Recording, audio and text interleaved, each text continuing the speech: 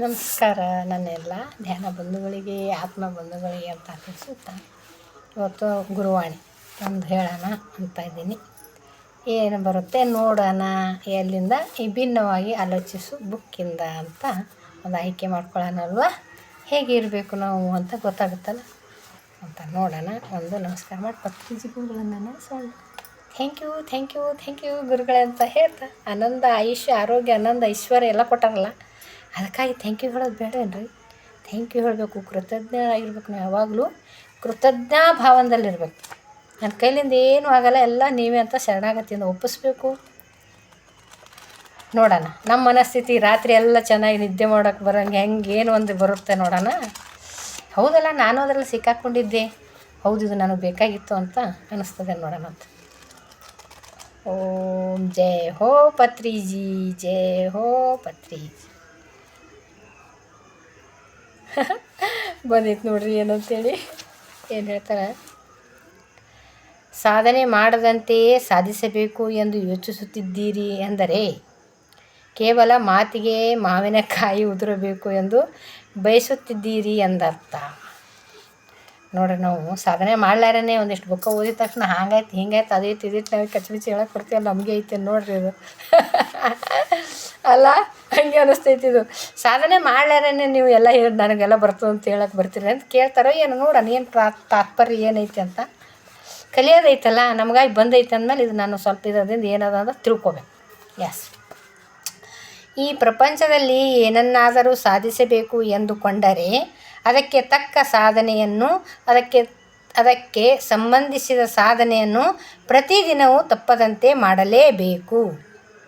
ಇವಾಗ ಒಂದು ಕೆಲಸ ಮಾಡಕತ್ತೀವಿ ಅಂದ್ರೆ, ಒಂದು ಘಟ್ಟಕ್ಕೆ ಹತ್ತಬೇಕಂದ್ರೆ, ಒಂದು ಏನು ಕೆಲಸದಲ್ಲಿ ಅದು ಮಾಡೋಕ್ಕಲ್ಲ ಅದೇ ಮಾಡ್ಬೇಕು. ನಾವು ಮಾಡಿರಿ ಅಂತ ಹೇಳ್ತಾರೆ. ನೀವು ಸಾಧನೆ ಮಾಡಕತ್ತೀರ, ಒಂದು ದಿನ ಧ್ಯಾನ ಮಾಡೋದು, ಈ ಧ್ಯಾನದಲ್ಲಿ ಬಂದೀವಿ, ಧ್ಯಾನ ಸಾಧನೆ ಮಾಡ್ಬೇಕನ್ನತ್ತೀವಿ, ಸಿಟ್ಟು ಕೋಪ ತಾಪ ಈ ಷಡ್ರಿಪುಗಳನ್ನೆಲ್ಲ ಕಡಿಮೆ ಮಾಡಿಕೊಂಡು ಆರಾಮಾಗಿ ಮನಸ್ಸನ್ನು ಪೀಸ್ಫುಲ್ಲಾಗಿ ಇಟ್ಕೋಬೇಕಂತ ನಾವು ಹರಸಾಹಸ ಮಾಡಕತ್ತೀವಲ್ಲ, ಈ ಶರೀರ ಆರೋಗ್ಯವಾಗಿ ಇಟ್ಕೋಬೇಕು ಅಂತ ಅಂದ್ರೆ ಏನು ಮಾಡಬೇಕು, ಅದೇ ಸಾಧನೆಯಲ್ಲಿ ಇರಬೇಕು ಆರೋಗ್ಯವಾಗಿ. ಹಿಂಗೆ ಹೇಳಬೇಕು, ಕಲಿಬೇಜಿ ಏನಾರು ಬಂದು ಬುಕ್ ಓದಿದ್ದು ಅದೊಂದು ಹೇಳ್ಬೇಕಂತೀವಿ, ಆದ್ರೆ ಸಾಧನೆನೂ ಮಾಡಿರಿ ಅಂತಾರೆ. ಪ್ರತಿದಿನ ಸಾಧನೆಯಲ್ಲಿ ಮಾಡಿದ್ರೆ ಸರಿಯಾಗಿ ಬರ್ತದೆ ಅಂತ ತಿಳಿಸ್ತಾರೆ ಅವ್ರ ಗುರುಗಳು. ಎಸ್, ಮತ್ತು ತಪ್ಪದೇ ಮಾಡ್ಬೇಕು. ಮತ್ತು ಪ್ರತಿದಿನ ಒಂದೇ ಒಂದು ದಿನ ಮಾಡ್ಕೇಸಂದ್ರೆ ಬಿಟ್ರೆ ಹೆಂಗೆ?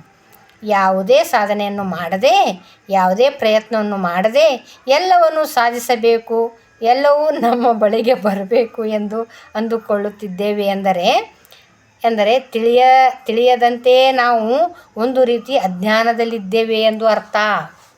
ನೋಡಿರಿ ಎಷ್ಟು ಚಂದ ಹೇಳಿಬಿಟ್ರು. ಎಲ್ಲ ತಿಳ್ಕೊಂಡು ಮಾತಾಡೋದಲ್ಲ, ತಿಳ್ಕೊಡ್ರಿ, ಸಾಧನೆ ಮಾಡಿರಿ. ಮೊದಲು ಧ್ಯಾನ ಮಾಡಬೇಕು, ಭಾಳ ಈಗ ಹೇಳಕ್ಕೆ ಬರ್ತದೆ ನನಗೆ, ಧ್ಯಾನ ಮಾಡಿರಿ ಭಾಳ ಚಲೋ ಆಗ್ತದೆ ಧ್ಯಾನ ಮಾಡಿ. ನಾನೇ ಧ್ಯಾನ ಮಾಡಲಿಲ್ಲ ಅಂದ್ರೆ ಹೇಳೋದು ಸುಮ್ಮ ಧ್ಯಾನ ಮಾಡಿರಿ ಅಂತ ಹೇಳ್ಕೊತ ತಿರ್ಗಾಡೋದು. ಈಗ ಜಿಮ್ನಾಗ ಬಂದು ಕ್ಲಾಸ್ನಾಗ ಬಂದು ಧ್ಯಾನ ಮಾಡಿರಿ ಭಾಳ ಸಿಗ್ತದೆ, ಅದು ಸಿಗ್ತದೆ ಇದು ಸಿಗ್ತದೆ ಹೇಳಕ್ಕೆ ಭಾಳ ಸುಲಭ, ಮಾಡೋದು ಭಾಳ ಕಷ್ಟ. ಅದಕ್ಕೆ ಮೊದಲೇನತ್ತರ ಗುರುಗಳು, ಸಾಧನೆ ಮಾಡಿರಿ, ಸಾಧನೆ ಮಾಡಿ ಅನುಭವ ಆಗಿದ್ದನ್ನು ಹೇಳಿದ್ರೆ ಚಂದ ಇರ್ತೈತೆ. ಅದು ಟ್ಯಾಲಿ ಆಗ್ತದೆ. ಅದಕ್ಕೋಸ್ಕರ ನಾವು ಮಾತಾಡಿದಕ್ಕೆ ಅದಕ್ಕೆ ಸಿಂಕ್ ಆಗ್ತಾವೆ. ಏನೂ ಮಾಡ್ಲಾರೇ ಆ ಪುಸ್ತಕ ಇಟ್ಟು ಓದಿ ಇದು ಪುಸ್ತಕ ಹೇಳಿ ಬರೀ ಗಿಳಿ ಮಾತಿನ ಥರ ಮಾತಾಡಬೇಡ್ರಿ ಅಂತ ಹೇಳ್ತಾರೆ ಗುರುಗಳು. ಬರೋಬ್ಬರಿ ಹೇಳಿದ್ರು, ಇನ್ನೂ ಸಾಧನೆ ಮಾಡಿರಿ ಅಂತ ಹೇಳಕತ್ತಾರೆ ನಮಗೆ. ಅದು ನಾವು ಭಾಳ ಮಾಡೀವಿ, ನಾವು ಕಲ್ತೀವಿ ಅಂತ ಅನ್ನಕತ್ತೆ, ಸಾಧನೆ ಮಾಡೀವಿ ಅಂತ ಅನ್ನಕತ್ತೀವಲ್ಲ, ನೀವು ಅಜ್ಞಾನದಲ್ಲಿ ಇದ್ದೀರಿ ಅಂತ ಹೇಳಕತ್ತಾರ. ಸಾಧಿಸುವುದು ಎಂಬ ಪದದಲ್ಲಿ ಸಾಧನೆ ಎಂಬ ಪದ ಅಡಗಿದೆ. ಸಾಧನೆ ಇಲ್ಲದೆ ಸಾಧಿಸುವುದು ಎಂಬುದಿಲ್ಲ. ಒಂದು ವೇಳೆ ಸಾಧನೆ ಇಲ್ಲದೆಯೇ ಎಲ್ಲವನ್ನೂ ಸಾಧಿಸಬೇಕು ಎಂದು ಅಂದುಕೊಳ್ಳುತ್ತೇವೆ ಎಂದರೆ ಮೊದಲೇ ತಿಳಿಸಿದಂತೆ ಕೇವಲ ಮಾತಿಗೆ ಮಾವಿನಕಾಯಿ ಉದುರಬೇಕು ಎಂದು ಅಂದುಕೊಳ್ಳುತ್ತೇವೆ ಅಂತ ಅರ್ಥ. ಎಷ್ಟು ಚಂದ ಹೇಳ್ತಾರೆ ನೋಡ್ರಿ. ಸಾಧನೆ ಮಾಡ್ಬೇಕಂದ್ರೆ, ಸಾಧಿಸಬೇಕಂದ್ರೆ ಸಾಧನೆ ಮಾಡಬೇಕು. ಸಾಧಿಸುವುದು ಎಂಬುದಿಲ್ಲ. ಒಂದು ವೇಳೆ ಸಾಧನೆ ಇಲ್ಲದೆ ಎಲ್ಲವನ್ನೂ ಸಾಧಿಸಬೇಕು. ಸಾಧನೆ ಇಲ್ಲಾರೇ ಸಾಧಿಸ್ಬೇಕಂತೀವಿ ನಾವು. ಶಾರ್ಟಾಗಿ ಬೇಕು ನಮಗೆಲ್ಲ. ಸುಮ್ಮನೆ ಅರ್ಧ ಇಟ್ಟು ಹೇಳಿ ಕೇಳೋಣ, ಅಲ್ಲಿಟ್ಟು ಈ ಸದ ವಿಡಿಯೋ ಮಾಡ್ತೇವೆ ನೋಡಿ. ನಾವು ವಿಡಿಯೋ ಮಾಡ್ತೀವಿ, ಆ ಫೋಟೋ ಒಂದು ತೊಗೊಂಡು ಈ ಫೋಟೋ ಒಂದು ತೊಗೊಂಡು ಎಲ್ಲ ಫೋಟೋ ತೊಗೊಂಡು ಒಂದು ವಿಡಿಯೋ ಮಾಡಿ ಒಂದು ಹಾಡಕ್ಕೆ ಜಾಯಿನ್ ಮಾಡ್ತೀವಲ್ಲ, ಅದು ಸಾಧನೆ. ಇದು ಎಲ್ಲ ಇಲ್ಲಿಟ್ಟು ತೊಗೊಂಡ್ಕೆ ಸಾಧನೆ ಮಾಡ್ದಂಗೆ ನಾವು. ಹಂಗೆ ಮಾಡಬೇಡ್ರಿ, ಸ್ವಂತ ಸಾಧನೆ ಮಾಡಿರಿ ಅಂತ ಹೇಳ್ತಾರೆ. ಸ್ವಂತ ಕ್ರಿಯೇಷನ್ ಮಾಡಿರಿ ಅಂತ ಹೇಳ್ತಾರೆ ಗುರುಗಳು. ಥ್ಯಾಂಕ್ ಯು ಗುರುಗಳೇ, ಥ್ಯಾಂಕ್ ಯು. ಎಂದು ಕಾಯಿಗಳು ಮಂತ್ರಕ್ಕೆ ಮಾವಿನಕಾಯಿ ಉದುರಲ್ಲ ಅಂತ ನೀವು ಕೊಳ್ತೀರಿ, ಮಂತ್ರಕ್ಕೆ ಮಾವಿನಕಾಯಿ ಉದುರ್ತವೇನಂತ ಅನ್ಕೋತೀರಿ ಅಂತ ಹೇಳ್ತಾರೆ. ಇದುವರೆಗೂ ಈ ಚರಿತ್ರೆಯಲ್ಲಿ ನಿರೂಪಿಸಲ್ಪಟ್ಟಿರುವುದು ಏನೆಂದರೆ, ಕೇವಲ ಕಷ್ಟಪಡುವುದರಿಂದ ಮಾತ್ರವೇ ಸಾಧನೆ ಮಾಡುವುದರಿಂದ ಮಾತ್ರವೇ ಫಲಿತವು ಬರುತ್ತದೆ. ಇಲ್ಲವಾದರೆ ಫಲಿತವೂ ಇಲ್ಲ, ಭವಿಷ್ಯವೂ ಇಲ್ಲ, ಪೂರ್ವಭಿವೃದ್ಧಿಯೂ ಇಲ್ಲ, ಜೀವನೇ ಇಲ್ಲ ಎಂಬುದು. ಇದನ್ನು ನೆನಪಿಟ್ಟುಕೊಳ್ಳಿ, ಸಾಧನೆಯನ್ನು ಮಾಡೋಣ, ಮುಂದಕ್ಕೆ ಸಾಗೋಣ ಅಂತ ತಿಳಿಸ್ತಾರೆ. ಸಾಧನೆ ಮಾಡ್ಲಾರೆ ಯಾವುದು ಕಷ್ಟಪಡ್ಲಾರೆ ಯಾವುದು ಸಿಗೋದಿಲ್ಲ. ಇವು ದುಡಿದ್ರೆ ದುಡ್ಡು ಬರ್ತೈತಿ.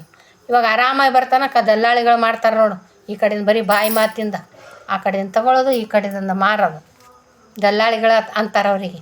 ಅದು ಸಾಧನೆ ಅಲ್ಲ, ಅದ್ರ ಕೆಲಸನೇ ಅಂತಾರೆ. ಈ ಕಡೆ ತೊಗೊಂಡು ಈ ಕಡೆ ಮಾಡ್ತಾರೆ, 10-20 ರೂಪಾಯಿ ಹೊಡ್ಸಿರ್ತಾರೆ ಅವ್ರು. ಅದನ್ನು ಅಲ್ಲದು. ಸಾಧನೆ ಮಾಡಬೇಕು ಅಂದ್ರೆ ಈ ಸಾಧನೆ ಇಲ್ಲಾರೆ ನಾವು ಕಷ್ಟಪಡ್ಲಾರೆ ರೊಕ್ಕ ಗಳಿಸ್ತೀವಿ ಅಂದ್ರೆ ರೊಕ್ಕ ನಿಂದಿರೋದಿಲ್ಲ ಅಂತ ಹೇಳ್ತೀವಿ ನೋಡ್ರಿ. ಬೆವರು ಸುರಿಸಿದ್ರೆ ರೊಕ್ಕ ನಿಂದಿರೋದಿಲ್ಲ ಅಂತ. ಕಷ್ಟಪಟ್ಟು ರೊಕ್ಕ ನಿಂದಿರ್ತಾವೆ, ಯಾಕಂದ್ರೆ ಬಂದು ರೊಕ್ಕ ಯಾಕಂದ್ರೆ ಹೋಗ್ತಾವತ್ತು ವಿಚಾರ ಹೇಳ್ತಿರ್ತೀವಲ್ಲ ನಾವು. ಹಂಗೆ ಅವಾಗ ಏನಾಗ್ತದೆ, ನಾವು ಸಾಧನೆ ಮಾಡಲಿಲ್ಲ ಅಂದ್ರೆ ಫಲಿತವೂ ಇಲ್ಲ, ಭವಿಷ್ಯವೂ ಇಲ್ಲ. ಅಂದರೆ ಇವಾಗ ನಾನು 100 ರೂಪಾಯಿ ಕೊಟ್ಟರೆ, ನಾನು ಕಷ್ಟಪಡ್ಲಾರೇನೆ ನಾನು 100 ರೂಪಾಯಿ ಗಳಿಸಿನಿ. ಯಾರೋ ನಾನು 100 ರೂಪಾಯಿ ಕೊಟ್ಟಿನಿ ಅಂದ್ರೆ ಕೊಟ್ಟಾರಂದ್ರೆ ನಾನು 100 ರೂಪಾಯಿ ಬೇಗ ಖರ್ಚು ಮಾಡಿಬಿಡ್ತೀನಿ. ಭಾಳ ಅದು ಹೆಂಗೆ ಖರ್ಚು ಮಾಡ್ಬೇಕಂತ ಗೊತ್ತಿರಲ್ಲ ನನಗೆ. ಯಾಕಂದ್ರೆ ಸುಲಭವಾಗಿ ಬಂದಿರ್ತೈತಲ್ಲ, ಅದು ನನ್ನ ಕಷ್ಟನೇ ಪಟ್ಟಿರಲ್ಲ, ಸಾಧನೆನೇ ಮಾಡಿರಲ್ಲ. ಹಾಗಾಗಿ ಸುಲಭವಾಗಿ ಯಾರ್ಯಾರು ಕೊಟ್ಟಿರೋ ರೊಕ್ಕ ನಾನು ಯಾವುದ್ಯಾವ್ದಾರು ನಾವು ಇವಾಗ ಫ್ರೀಯಾಗಿ ಧ್ಯಾನ ಹೇಳ್ಕೊಡ್ತೀವಿ ಅಂದ್ರೆ ಯಾರಿಗೂ ಬೆಲೆನೇ ಇಲ್ಲ. ಅದು ಸುಲಭ ಅನಿಸ್ಬಿಟ್ಟೈತೆ. ಅದು ಏನೇನು ಫ್ರೀಯಾಗಿ ಬರ್ತದಂದ್ರೆ ಅದಕ್ಕೆ ಬೆಲೆನೇ ಇಲ್ಲ. ಅದು ಸಾಧನೆ ಕಷ್ಟಪಡಬೇಕು. ಅದು ಕಷ್ಟಪಟ್ಟು ಮಾಡಿದಾಗ ಸಾಧನೆ ಆಗ್ತದೆ ಅಂತ ನನಗೆ ಅನಿಸಿ ಹೇಳಕತ್ತೀನಿ. ಏನು ಇದ್ರ ಬಗ್ಗೆ ಇನ್ನೂ ತಿಳ್ಕೊಳ್ಳೋದೈತಿ. ಸಾಧನೆ ಮಾಡ್ಬೇಕಂದ್ರೆ ನಾನೇ ಸ್ವಂತ ಕಷ್ಟಪಡಬೇಕು ಅಂತ ನನಗೆ ಅನ್ಸಕತ್ತವ. ನನಗೆ ಏಳಿಗೆಗೆ, ಉಳಿವಿಗೆ, ಅಭಿವೃದ್ಧಿಗೆ, ಜೀವನಕ್ಕೆ ನಾನೇ ಕಷ್ಟಪಡಬೇಕು. ನನ್ನ ಹಸಿವಾದ್ರೆ ನಾನು ಹೇಗೆ ಊಟ ಮಾಡ್ತೀನೋ, ಬೇರೆಯವ್ರಿಗೆ ಎಲ್ಲರೂ ನನಗೆ ಹಸಿವಾದ್ರೆ ಬೇರೆಯವ್ರು ನೋಡಿ ಹೊಟ್ಟೆ ತುಂಬ್ತದೆ, ನನಗೆ ಹಂಗಿರಲ್ಲ, ತುಂಬಲ್ಲಲ್ಲ. ಅದಕ್ಕೆ ನನ್ನ ಕಷ್ಟ ಪರಿಹಾರ ಆಗ್ಬೇಕಂದ್ರೆ, ನನ್ನ ಜೀವನ ಶುದ್ಧ ಆಗ್ಬೇಕಂದ್ರೆ, ಸರಿ ಆಗ್ಬೇಕಂದ್ರೆ ನಾನೇ ಸಾಧನೆ ಮಾಡ್ಬೇಕು. ಇದಕ್ಕೆ ಬೇರೆ ಯಾರೋ ಕೊಟ್ಟು ನಡೆಸೋದು, ಬುದ್ಧಿವಾದ ಹೇಳೋದು ಕೇಳಿ ಹ್ಞೂ ಅನ್ನೋದು ಅಷ್ಟಲ್ಲ. ಅದು ನಾನೇ ಕಷ್ಟಪಟ್ಟು ಪಡ್ಕೊಂಡಾಗ ಇವೆಲ್ಲವುಗಳ ಸಿಗ್ತಾವೆ. ನೆನಪಿಟ್ಕೊಳ್ರಿ, ಸಾಧನೆ ಮಾಡಿರಿ, ಮುಂದೆ ಹೋಗೋಣ ಅಂತ ಗುರುಗಳು ಕೂಡ ತಿಳಿಸ್ತಾರೆ. ಎಲ್ಲ ಎಷ್ಟು ಅದ್ಭುತ ನೋಡ್ರಿ. ಸಾಧನೆ ಯಾವುದೇ ಪುಕ್ಷೇಟ ಬರೋದು, ಸ್ವಲ್ಪ ಬರೋ ಹಂಗೆ ಫ್ರೀಯಾಗಿ ಬರೋದು ಅವು ನಮ್ಮನ್ನು ಸಾಧನೆ ಅಲ್ಲ. ಅವು ನಾನಾಗಿ ಸ್ವಂತ ದುಡಿದು ಗಳಿಸಿರೋ ಹಣ ಸಾಧನೆ ಮಾಡ್ದಂಗೆ. ದುಡಿದು ನಾನಾಗಿ ಮನೆ ಕಟ್ಟಿರೋ ಮನೆಯೊಳಗೆ ಬಂದಿದ್ರೆ ಅದೊಂದು ತೃಪ್ತಿ ಬೇರೆ. ಯಾರೋ ಬಂದು ಈಗ ನಾವು ಕಟ್ಟಿರೋ ಮನೆ ಎಷ್ಟು ಕಷ್ಟಪಟ್ಟು ನಾವು ಮನೆ ಮಾಡಿರ್ತೀವಿ, ಅದೊಂದು ಸಾಧನೆನೇ ನಮಗೆ. ಅದೇ ಬಂದು ಯಾರ್ಯಾರು ಏನು ಮಾಡ್ಲಾರ್ದಾರು ಎಳೆದಾರು ಮಕ್ಕಳು ಸಣ್ಣ ಇರ್ತಾವೆ, ಮಕ್ಳಿಗೇನು ಗೊತ್ತಿರ್ತಾವೆ, ಬಂದು ಆರಾಮಾಗಿ ಇರ್ತಾವೆ. ನಾವು ತೊಗೊಂಡಿರೋ ಸೋಪಕ್ಕೆ ನಮಗೆ ಗೊತ್ತದು, ಆ ಸೋಪ ತೊಗೋಬೇಕಾದ್ರೆ ಎಷ್ಟು ಕಷ್ಟ ಆಗ್ಯದ ಏನಾಗ್ಯದ ಅಂತ. ಅದ್ರಲ್ಲಿ ಸಾಧನೆ ಮಾಡ್ಕೊಂಡಿರ್ತೀವಿ. ಅವರಿಗೆ ಸೋಪ ಬಂದು ಮಮ್ಮಿ ಈ ಸೋಪಕ್ಕಿಂತ ಇನ್ನೊಂದು ಚಲೋ ಸೋಪ ತೊಗೋಬೇಕು ಅಂದುಬಿಡ್ತಾರೆ. ಅದು ಸುಲಭ ಆಗಿಬಿಡ್ತವೆ ಅವ್ರಿಗೆ. ಆದರೆ ನಮ್ಗೆ ಇದೇ ತೊಗೊಳ್ಳೋದು ದೊಡ್ಡ ಕಷ್ಟ ಆಗಿರ್ತೈತೆ. ಅಂದರೆ ಸಾಧನೆ ಮಾಡಿರ್ತೀವಿ. ಇದು ಸಣ್ಣ ಪ್ರಾಪಂಚಿಕ ವಿಷಯದಲ್ಲಿ ಹೇಳಾಕತ್ತೀನಿ. ಏನೋ ಒಂದು ಹಾಗೆ ಆಧ್ಯಾತ್ಮಿಕದಲ್ಲಿ ಕೂಡ ಸಾಧನೆ ಮಾಡಬೇಕು. ಪ್ರತಿದಿನ ಮಾಡ್ಬೇಕು ನಾವು ಧ್ಯಾನ.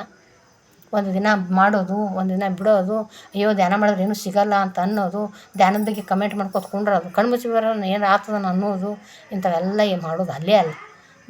ಪ್ರತಿ ಒಂದು ದಿನಕ್ಕೆ ಏನಾರು ಅದು ಬಿಂದಿಗೆ ಒಂದು ಬಾವಿ ಇರ್ತದೆ, ಬಾವಿ ಮೇಲೆ ಎಂಥ ನೋಡ್ರಿ ಪ್ರತಿ ಮಾಡೋ ಕೆಲಸ ಪ್ರತಿ ಮಾಡಿದ್ರೆ ಒಂದು ಮಣ್ಣಿನ ಬಿಂದಿಗೆ, ಆಗಿನ ಕಾಲದಲ್ಲಿ ಮಣ್ಣಿನ ಬಿಂದಿಗೆ ಇದಲ್ಲ, ಸೇದಿ ಬಾವಿ ಇರ್ತದಲ್ಲ, ಮಣ್ಣಿನ ಬಿಂದಿಗೆದ ನೀರು ಜಗ್ತಿದ್ರು ಅವಾಗ ಹಿಂದಿನ ಕಾಲದಾಗ.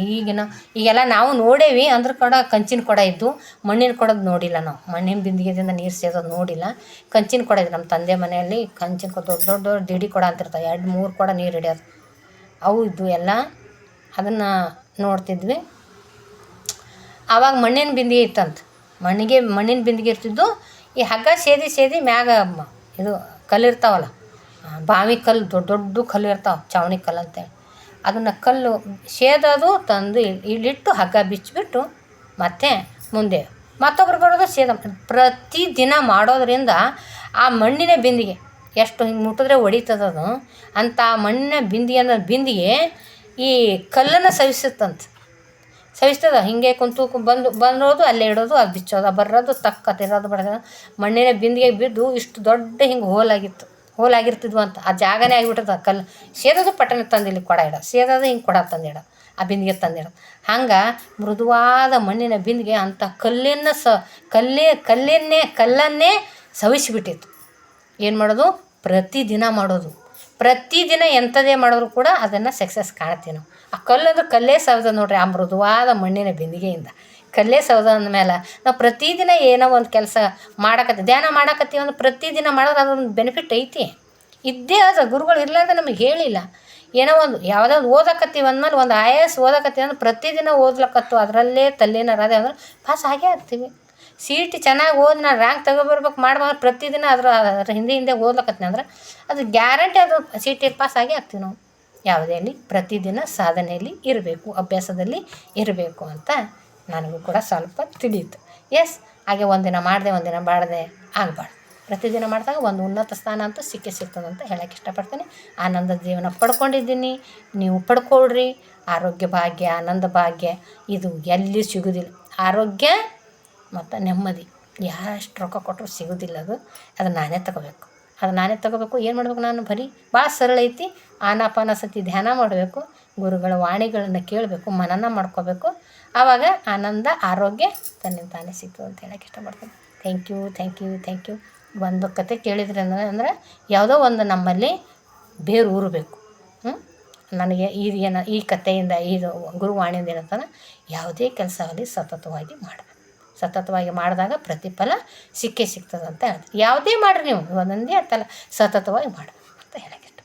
Thank you. ಮತ್ತು ಇನ್ನೊಂದು ನನ್ನ ಕಡೆಯಿಂದ ರಿಕ್ವೆಸ್ಟ್, ಈ ಗುರುವಾಣಿಗಳೆಲ್ಲ ಸಣ್ಣ ಪುಟ್ಟ ಏನೋ ನನಗೆ ತಿಳಿದಿದ್ದು ಹೇಳ್ತಾನಲ್ಲ, ಎಲ್ಲ ಕಡೆ ಶೇರ್ ಮಾಡಿರಿ ಪ್ಲೀಸ್. ಯಾಕಂದ್ರೆ ನಾವು ಏನೋ ಒಂದು ತಿಳ್ಕೊಂಡು ಸ್ವಲ್ಪ ಅವರು ಕೂಡ ಸಾಧನೆಯಲ್ಲಿ ಇರಲಿ ಅಂತ ಸ್ವಲ್ಪ ನಮ್ಮಿಂದ ಅಂತಲ್ಲ, ಎಂತಿಂಥವ್ರು ಹೇಳಿದ್ರೆ ಕೇಳಿಲ್ಲ ನಾವು. ಗುರುಗಳು ಹೋದ್ರು, ಬಸವಣ್ಣನವರು, ಅಕ್ಕ ಮಾದೇವ್ರು ಎಂತೆಂಥ ಮಾತುಗಳು ಹೇಳಿ ಹೋದ್ರೆ ಅವೆಲ್ಲ ಅರ್ಥ ಮಾಡ್ಕೊಳ್ಳೋ ಸ್ಥಿತಿಯಲ್ಲೇ ಇರಲಿಲ್ಲ. ಅವ್ರು ಅವರೇ ಹೇಳಿ ಹೋಗ್ಯಾರ ಅಂದಮೇಲೆ ನಾವು ಯಾಕೆ ಬಿಡಮ್ಮು? ಅವ್ರು ಹೇಳ್ಯಾರ ನಾವು ಕೇಳೀವಿ, ನಾವು ಹೇಳೋಗಮ್ಮನು ನಾವು ಹೇಳೋನು ಅಷ್ಟೇ. 4 ಮಂದಿಗೆ ಎಲ್ಲರೂ ಯಾರು ತಿಳ್ಕೊಳ್ಳೋರಿಗೆ ತಿಳ್ಕೊತಾವ. 100 ಮಂದಿಯಾಗ ಒಬ್ಬರು ತಿಳ್ಕೊಳ್ರಿ, ಅದ್ರಾಗ ಏನೈತೆ ನಮ್ಗೆ ಲುಕ್ಸಾನ್ ಆಗ್ತದೆ, ಒಳ್ಳೇದಾಗ್ತದಲ್ಲ, ಮನಸ್ಸು ತೃಪ್ತಿ ಆಗ್ತಾರಲ್ಲ, ಅದೇ ನಮಗೆ ಆಶೀರ್ವಾದ ಆಗ್ತದೆ ಹೇಳೋಕ್ಕೆ ಇಷ್ಟಪಡ್ತೀನಿ. ಥ್ಯಾಂಕ್ ಯು ಹೇಳ್ತೀನಿ. ಸಬ್ಸ್ಕ್ರೈಬ್ ಆಗಿರಿ ಪ್ಲೀಸ್, ಸಬ್ಸ್ಕ್ರೈಬ್ ಆಗಿರಿ. ಯಾಕಂದರೆ ಹೊಸ ವಿಡಿಯೋ ನಾನು ಅಪ್ಲೋಡ್ ಮಾಡಿದ ತಕ್ಷಣ ನಿಮಗೆ ಬರ್ತಾವೆ, ನಿಮಗೆ ಕೇಳೋಕೆ ಅನುಕೂಲ ಆಗ್ತದೆ. ಮತ್ತು ಹುಡ್ಕೋದು ಹತ್ತಲ್ಲ, ನೋಟಿಫಿಕೇಷನ್ ಬರ್ತಾವೆ ಎಲ್ಲ. ಥ್ಯಾಂಕ್ ಯು ಹೇಳಕತ್ತೀನಿ. ಶೇರ್ ಮಾಡಿರಿ, ಸಬ್ಸ್ಕ್ರೈಬ್ ಮಾಡಿರಿ ಅಂತ ಹೇಳ್ತಾ ಇದರನ್ನು ಆಚರಣೆಯಲ್ಲಿರೋಣ ಅಂತ ಹೇಳೋಕ್ಕೆ ಇಷ್ಟಪಡ್ತೀನಿ. Thank you. ನನ್ನೆಲ್ಲ ಆತ್ಮ ಬಂಧುಗಳಿಗೆ, ಧ್ಯಾನ ಬಂಧುಗಳಿಗೆ ನನ್ನನ್ನು ಭಾಳ ಪ್ರೀತಿಯಿಂದ ಕಾಳಜಿ ಮಾಡ್ತೀರಿ. ಕಮೆಂಟ್ ಮಾಡ್ತೀರಿ. ಕಮೆಂಟ್ ಮಾಡಿರಿ. ಯಾಕಂದ್ರೆ ನಮ್ಮ ತಪ್ಪುಗಳು ನಾವು ಮಿಸ್ಟೇಕ್ ಮಾಡ್ಕೊಂಡು ನಿಮ್ಮದು ಮನಸ್ಸಲ್ಲಿರೋದು ಏನಾರು ಹೇಳ್ರಿ, ಕೇಳಿರಿ, ಕಮೆಂಟ್ ಹಾಕೋಕ್ಕೆ ಏನು ಇದಿಲ್ಲ. ಕಮೆಂಟ್ ಮಾಡಿರಿ, ಅದಕ್ಕೆ ರಿಪ್ಲೈ ಮಾಡ್ತೀನಿ ಅಂತ ಹೇಳೋಕ್ಕೆ ಇಷ್ಟಪಡ್ತೀನಿ. Thank you.